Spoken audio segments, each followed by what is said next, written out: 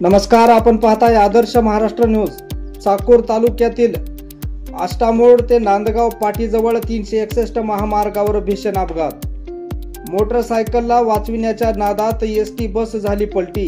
सविस्तर असे की चाकूर तालुक्यातील आष्टामोड ते नांदगाव पाटीजवळ 361 महामार्गावर MH 20 BL 1613 या क्रमांकाची बस लातूरकडे जात असताना आणि मोटरसायकल स्वार देखील लातूरकडे जाताना अचानक नांदगाव पाटीजवळ रस्ता क्रॉस करताना मोटरसायकल स्वार CCTV कॅमेऱ्यामध्ये झाला कैद।